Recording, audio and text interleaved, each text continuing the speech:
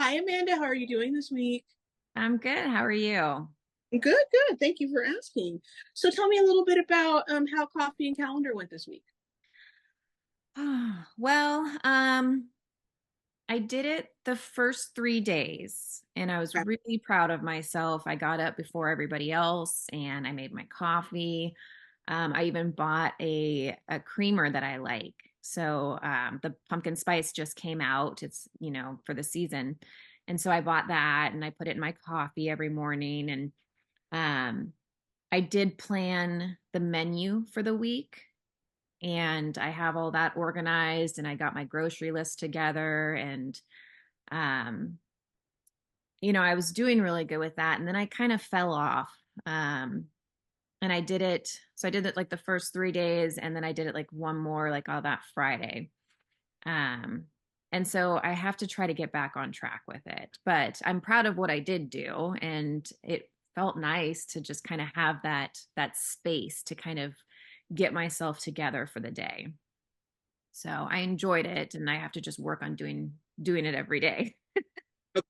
Well, let me just point out one thing that I observed when you were talking about um, doing something for yourself. You really lit up. And then when you were talking about how you weren't able to execute it fully, you kind of turned a little inward. Um, you kind of went down a little bit. So I want to know, do you feel that, because I know you have kind of a history of doing what is expected, did you feel a little bit of disappointment when you were talking to me about not completing your goal? Yeah. Yeah, I feel like I kind of let myself down almost because that was supposed to be for me and I couldn't even do that. Okay.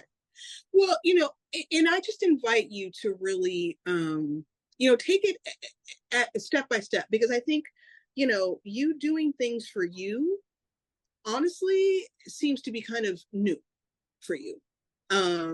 You have spoken to me before about falling in within expectations, really kind of doing what is expected of you, and doing things that are solely for you really kind of seems to be a little bit of foreign territory for you. Yeah, and I was kind of thinking about that.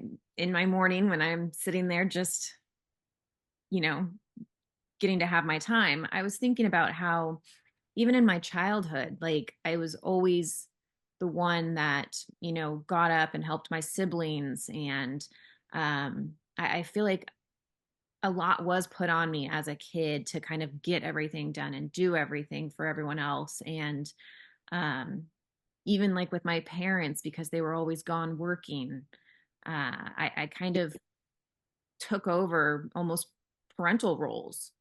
And Mm-hmm. I never realized that until just last week. Yeah, Um, that I'm always expected, like I just feel like I should be doing everything for everybody else. yeah, and that's really kind of spilled over. Can I ask you about the connection to your environment? I kind of want to understand a little bit about the connection to your environment. Keeping your home is a job. Being a full time mom is an absolute job. What do you find fulfilling about being a homekeeper and being a stay at home? Well, I love my child, and I like having that quality time. Um, but I don't know if it's really fulfilling for me. Like I I'm good at taking care of everything. I'm good at doing these things. I feel like I'm really dropping off on that since the baby, but um like I don't know. Like I kind of miss working. Um and I know it's expected to me to stay home and be with the baby and all of that and take care of, home life. It's just I'm not sure how much I enjoy it. Yeah. Well, and I also too just kind of want to point out to you that you led with, "Well, I love my child." That wasn't the question I asked you. So I asked you about what you found fulfilling. So I think circling back to the theme of doing what is expected, being a homemaker is absolutely something that sounds like that is expected of you. And it's okay for you to not be happy about it. That's okay. It's okay to feel kind of like, I want to do something else, and to not feel like, you know, being with your child, which is very noble and all of those wonderful words that we can throw in there. Um, but it's okay to not feel fulfilled. It's okay. Thank you. Um, it's really nice to actually get that validation. Uh, you know, no one has said that to me. Yeah, and I think too, you've got that really strong background. You've got your PhD. That takes a lot of get up and go at them to get your PhD. A lot of people. I mean, for my own self, I am completely intimidated by the process of even thinking of getting a PhD. It's nothing that I'm interested in at all, because I know that about myself, and I love that you were able to do that for yourself. So do you think like applying your PhD in whatever facet, do you think that would be something that would be fulfilling for you? Yeah, I do.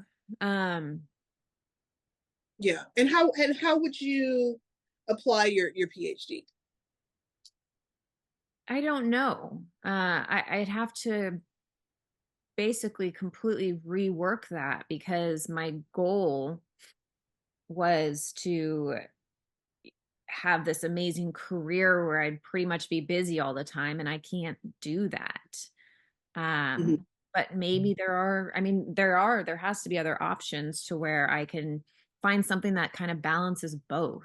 Maybe, Yeah. Who's telling you that you can't do both? I don't know if I've ever been told that I can't, but I Mm. feel like it's just expected of me to stay at home and be the woman and do what like. It's just, I feel like that's what I'm supposed to do. Yeah. Uh, and maybe just little comments here and there. I'm not really sure if it's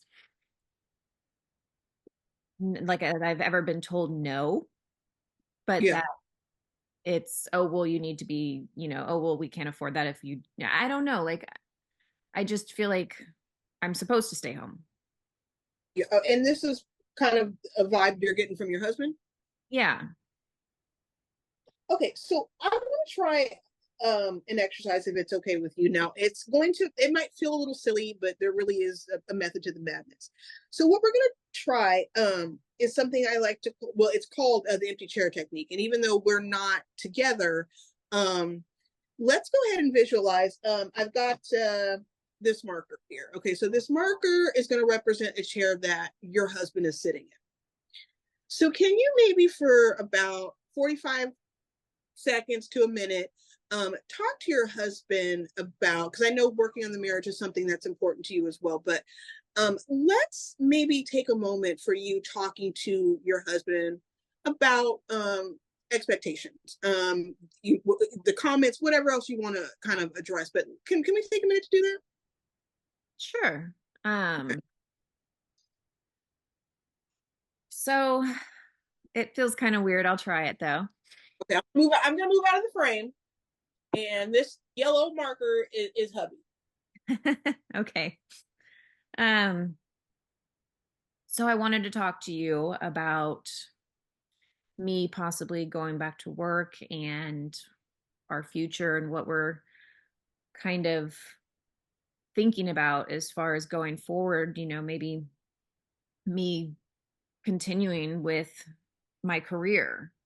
Um, I know that your mom stayed at home and that's kind of what you expect. And you've mentioned that a couple times that, that's where, I should be is with our daughter. But I'm thinking that maybe we can find a middle ground and make both work.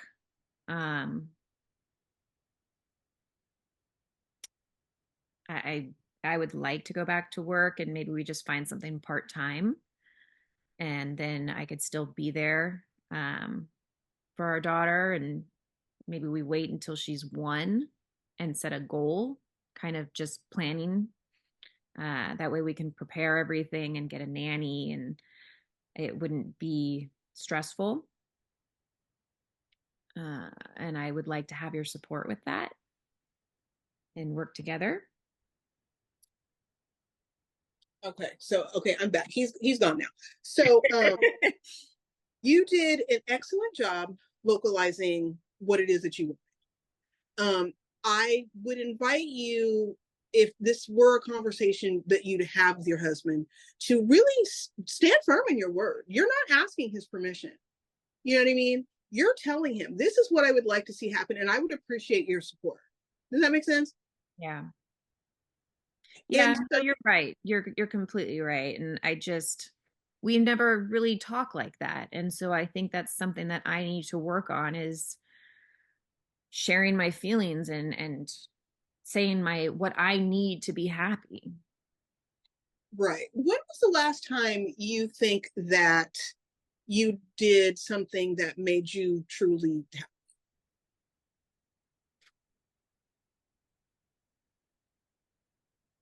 I don't know. Um and I was like, Yeah. Okay. so So I go think ahead. some of the things that I've done for myself, I mean, the coffee was nice, and I know that's something really small, but it felt so nice. Mm-hmm. And Mm-hmm. for that, uh, it's been so long. I think that, I took a trip before the baby, um, and it was nice because I went to the beach and I was able to just sit and read a book and relax. And that's honestly the last time that I've done anything. Um, Yeah. How have you been sleeping? Sleep is hard. Um, Usually it takes me a long time to get to bed. So I'm tired during the day, but then I can't sleep at night. Mm-hmm. So How's your appetite? I'm sorry. How's your appetite? Um, okay. I mean, I eat because I feed the baby, so I always make homemade food for the baby, and then I'll just eat, whatever chicken that I don't cut up for her or something, or um, the vegetables that I don't mash up. I'll just eat what is left Yeah. over. So with the anxiety, now, just so I understand, I mean, have a better idea of diagnosis, how long have you been experiencing your anxiety? Probably since the baby was born, maybe a couple weeks after that. And the baby is how old? 6 months. Okay, so it's been about 6. Okay. All right, just so I have a general idea. Okay. And so yeah, I'm sorry that was so random. So back into things for yourself. Now I kind of want to explore for just a second. Um, these kind of almost kind of like the dichotomy that's going on within you of this expectant kind of dutiful soldier and the dreamer that kind of is within you, because it seems like the kind of dutiful person has kind of outbid if you will the dreamer. So what were some of your childhood dreams? I really like how you say that. Like, I've never thought of it that way. But my childhood dreams, I don't know. I mean, I've always known that I would take care of people, and um, I mean, I wanted to travel. I always Mm-hmm. travel all over. Um, but that's just not reality. Yeah. Do you think that there's a way, if we just kind of miracle world every facet we want working, that you could incorporate that? Because I think, listen, to take care of people, I think is beautiful and absolutely doable. It's very noble to want to do that. Do you think that there is a way? Can we come up with a way for you to talk about ways that you can help people utilize your education, um, and then you're also fulfilling that dream for yourself, you know. Maybe, for example, I'm just throwing something out there, a nurse, for example. You know, you are more than educationally qualified. You know, you like that you have that spirit of service. You know, could that be like an example of something that you could be, you know, checking that box of where you're helping people, you're using your education, you can still kind of get the hours that you need in with your daughter. You know what I mean? And that's just an example. I'm not saying go be a nurse. It's funny that you mentioned that though, because I've looked into that before. And I was looking at like this part-time traveling nurse to where you would go to certain, you know, different businesses and kind of go to people's homes and help them. And it was kind of like this weird, it wasn't so intense. It was very like it just really aligned with what I wanted to do. And it was something that I could do. Um, you know, I Yeah. wouldn't be away all the time. It would be something that, you know, is manageable. But I kind Yeah. of brushed it off before. And I mean, I'm kind of, you know, we're circling back to that. And, you know, maybe it is possible. Yeah. How does that feel talking about that Exciting. in your body? I would Yeah. love that. Like I am. I just feel so, I guess, passionate about it. Mm-hmm. I love that. Well, you know, is that something that you could maybe kind of do a little more? Could maybe the task or homework, I don't know if you like that term, but we'll call it homework now. Yeah. Could the homework for this week maybe be just to kind of get some general ideas about nursing programs, to see how your current education, how it can kind of align with the requirements to go into nursing? Maybe just again, just getting the information. We're just doing step one. Something Yeah. you can do. Yeah, definitely. I love Love Love that. Okay, and then maybe on the self-care part, could you maybe try and squeeze in a chapter of your book, the book you were reading on vacation? Yeah, I'll have to dig it out, but that sounds good too. Yeah, yeah, yeah. I mean, I think the important part, I think, for you is really taking that time to get into yourself and to get back to yourself. And you know, you could be in a lot of ways, Amanda, meeting yourself for the first time. And I think that's really really exciting for you. I'm excited for you. I'm excited to be with you on this journey, as you really kind of discover, you know, what makes Amanda Amanda. Amanda is a caregiver, and that is a beautiful part of your spirit. But that's only one part. There's so many other parts that you know that you need to explore, and I am so excited for you. Thank you. Thank you. Um, you know, this is giving me a lot of hope and I'm excited. I'm happy. So thank you. Well, my absolute pleasure. So I will see you next week. You good for right now? You feeling okay? I am. Yeah. Thank you. All Thank you. All right. Have a good one. right. You too. Bye.